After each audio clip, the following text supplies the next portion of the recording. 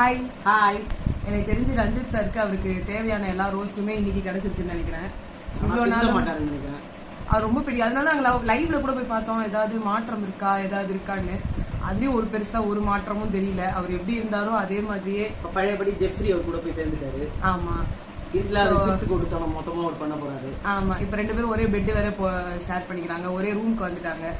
So என்னெல்லாம் நடக்க போகுதுன்னு தெரியல. கூடவே இன்னொரு அப்டேட் என்ன அப்படின்னு பாத்தீங்கன்னா, நாங்க ஆல்ரெடி மென்ஷன் பண்ணியிருந்தோம், முத்துக்குமரன் கேப்டன் கிடையாது, விஷால் தான் கேப்டன். சாரி அந்த ராங் இன்ஃபர்மேஷனுக்கு, அதுதான் சொன்னாங்க.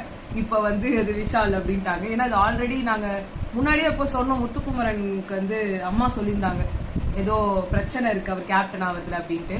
ஸோ அதனால முத்துக்குமரன் இல்ல, விஷால் தான் கேப்டன். கூட தெரியல, அந்த டாஸ்க் காட்டவே இல்லை. ஆனா இப்பவே அவங்க விஷால் தான் கேப்டன் பேசுறாங்க. ஆமா, அது எப்படி பேசுறாங்கன்னு தெரியல, ஆனா அவங்க பேசுறாங்க. மஞ்சரி சொன்னாங்க விஷால் இருக்க மாட்டான் நாமினேஷன்லன்ட்டு. அவங்க சொன்ன மாதிரியே விஷால் அண்ட் அதான் captain Vishal and nomination free pass வாங்க ஜெஃப்ரியை தவிர்த்து எல்லாருமே நாமினேஷன்ல இருக்காங்க. இதை ஒன்னு சொல்லணும்னு நினைச்சேன் நானு. போன வருஷம் நம்ம போன சீசன் கிடையாது, அசீம் சீசன் இருக்குல்ல, ஆமா, அதுல பாத்தீங்கன்னா இதே மாதிரி ஒரு தப்பு பண்ணி நம்ம தனலட்சுமிக்கு நாமினேஷன் ஃப்ரீ பாஸ் இதேதான் பாஸே தான். அது என்னடான்னா ஒரு குறும்படம் போட்டு காமிச்சு அந்த என்எஃப்டி பாஸ் தான் வாங்கினாங்க. இதுல ஏன் மாத்தக்கூடாது, இதை ஏன் பறிக்க கூடாது? அந்த டைம் மட்டும் வாங்கிட்டாங்க திருப்பி. அப்படின்னா அதை பேசியே இருக்க வேண்டாம். ஆமா, பேசவும் பேசுறீங்க, ஆனா அவருக்கு விட்டு கொடுக்குறீங்க. அப்புறம் என்னத்துக்கு ஒரு பேசணும்? அவர் வேற உள்ள கூப்பிட்டு வச்சு மோட்டிவேட் வேற பண்றாரு. அவரு பண்றதெல்லாம் அநியாயம். அவருக்கு மோட்டிவேஷன் கூடவே விளையாடுறேன் நானு. மம்மிக்காக விளையாடுங்க, டாடிக்காக விளையாடுங்க, ஆனா நேர்மையா விளையாடுங்க. கூடவே நாமினேஷன் இந்த சீசன் 6 அம்மா சொன்ன உடனே தான் ஞாபகம் வருது. அப்ப ஒரு டாஸ்க், எப்பயுமே வர ஒரு டாஸ்க், இந்த ஒரு தேவதை இதுதானே வந்தது. இல்ல அது கிடையாது. இப்ப ஒரு ட்ராலி மாதிரி வச்சு அங்க இருந்து உள்ள இருந்து ஏதாவது இந்த பொருள்லாம் வரும், அதை வச்சு இவங்க அந்த சீசன்ல ஸ்வீட் செய்யறது, மத்த சீசன்ல பொம்மை செய்யறதுன்ற மாதிரி இருந்திருக்கு. முட்டை இடமோ பாதுகாக்கணும்ன்ற மாதிரி இருந்திருக்கு. சோ அந்த மாதிரி ஏதோ ஒரு விஷயம். முட்டை கிடையாது, ஃபேக்டரி செட்டப்னு சொல்லிருந்தாங்க. ஆமா, சோ அந்த மாதிரி சம் செட்டப்ல உங்களுக்கு பாத்தீங்கன்னா ஒரு வாட்டி பால் வந்தது, முன்னாடிலாம் பால்ஸ் வந்தது. ஆமா, எந்த பால் கலெக்ட் பண்றாங்க, மேல வெளியில இருந்து ரிப்பன் மாதிரி எல்லாம் வச்சு அந்த பொம்மை செய்யற மாதிரி நிறைய வந்திருந்தது. அந்த கிஃப்ட் பாக்ஸ் ராப் பண்ணோம் அப்படின்ற மாதிரி பாக்ஸ் வந்தது. அந்த பொம்மையோட மெட்டீரியல்ஸ் வரும், கண்ணு எல்லாம் வரும், அந்த போலாம் வரும், அந்த மெட்டீரியல் ஒருத்தர் திருடு பலூன் மாதிரி வரும். சோ அதெல்லாம் ஏதாவது பயங்கரமா நடக்க போகுது. சீசன் 2ல இருந்தே வந்திருக்கு மகத் எல்லாருமே. முத்துக்குமரன் சொல்றாரு இந்த வாரம் தான் கடைசியா டாஸ்க். இதெல்லாம் எப்படி உங்களுக்கு இன்ஃபர்மேஷன் தெரியுது? எல்லாமே பிளான் பண்ணி எல்லாமே போட்டு அப்படி பார்த்தா அப்ப நெக்ஸ்ட் வீக் அடுத்த வீக் அப்போ ஃப்ரீ டாஸ்க் வரும்ன்ற மாதிரி சொல்றாரு போல இருக்கு. என்னமோ இது 11வது வாரம் தான். அருண் உள்ள போயிட்டு ஸ்மோக்கிங் ஏரியால போயிட்டு ராணவ கிட்ட ராணவ கேக்குறாரு, ஏன் நான் டல்லா இருக்கிறீங்க, என்ன உங்க மனசுல ஓடுது, கப்பு அப்படின்னாரு. ஐயோ எப்பா, எனக்கு கப்பும் வேணாம் ஒன்னும் வேணாம், அடுத்த வாரம் நான் வீட்டுக்கு போயிடலான்னு பாக்குறேன் அப்படின்னாரு. உடனே ராணுவ கேட்கிறாரு, நீங்களா கேட்க போறீங்களா அப்படின்றாரு. உடனே அவர் கொஞ்சம் சைலண்ட் ஆயிட்டு, நானாலாம் கேட்க மாட்டேன், ஆனா போயிடுவேன்னு நினைக்கிறேன் அப்படின்றாரு. ரொம்ப சந்தோஷம். சோ இன்னைக்கு பாத்தீங்கன்னா ரஞ்சித் சாருக்கு எழுந்து நின்னோடனே ஒரே பயங்கரமா கிளாப் எல்லாம் வந்துச்சு. அது அவர் எப்படி எடுத்துக்கிட்டாருன்றது எனக்கு தெரியல.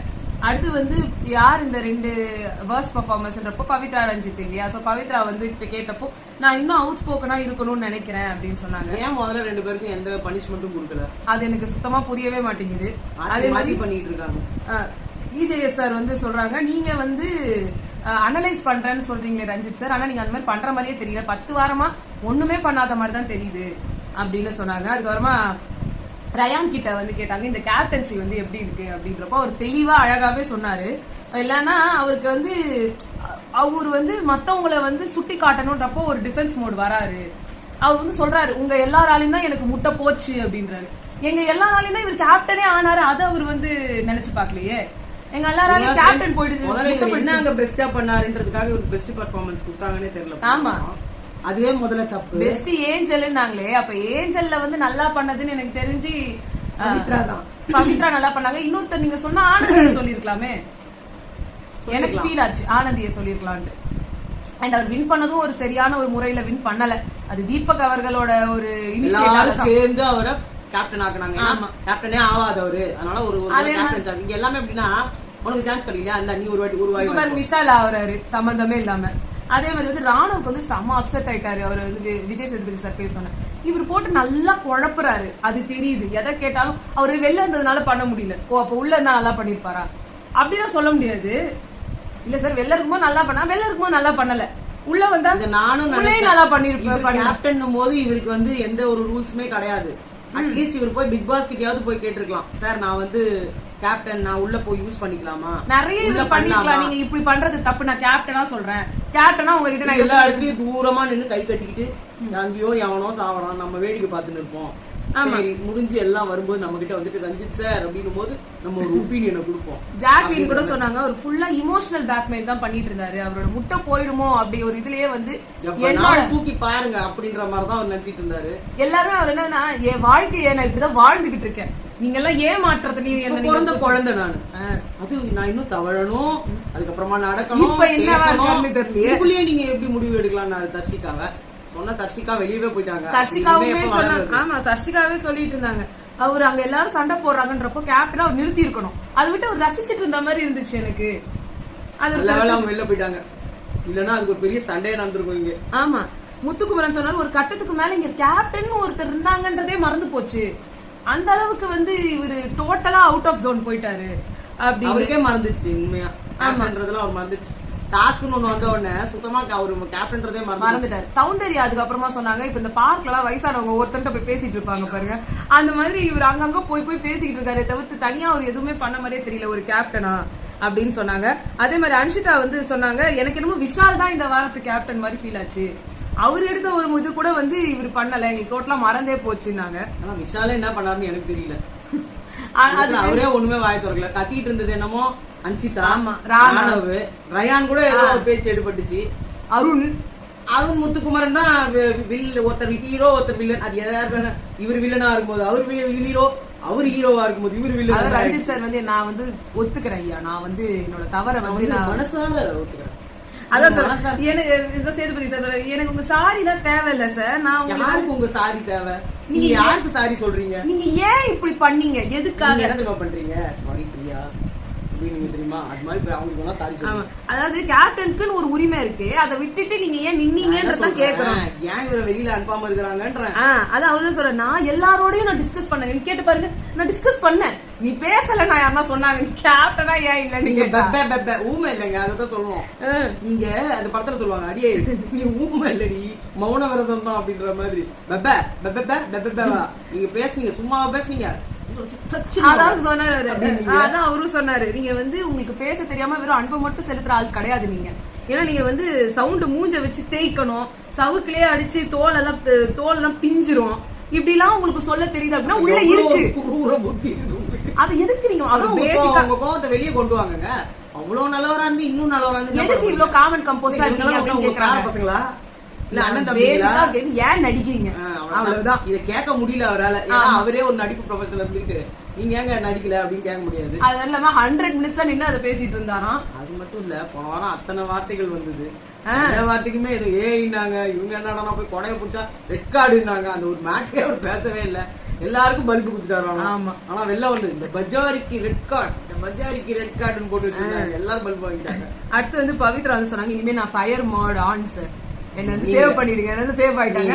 அதான் சவுந்தர்யா சொல்றாங்க நானும் சார் நானும் ஃபயர் மோட், எப்ப ஃபயர் மோட்ல தான் இருக்கீங்களா. உங்களை கொஞ்சம் இழுத்து விடணும், இந்த அடுப்பு எக்கச்சக்கமே 2 கட்டையை வெளியே இழுத்து விடுவாங்க, கொஞ்சம் வெளியே இழுத்து விடணும். ஃபயர் மோட் ஆன் இல்ல, always on, reduce the fire அப்படின்னு சொல்லிக்கலாம். விஜய் சார் வந்து ரயான் சொன்னாங்க நீங்க விளையாடின விதத்தை நான் ரொம்ப வெகுவா பாராட்டுறேன், இந்த வாட்டி நீங்க பண்ணது எனக்கு ரொம்ப பிடிச்சிருந்தது அப்படின்னு சொன்னாங்க. அதே மாதிரி ஜாக்லினுக்கு வந்துட்டு ஒரு வாரம் கூட நாமினேட் ஆகாத நாளே இல்ல இந்த பொண்ணு அப்படின்னாரு.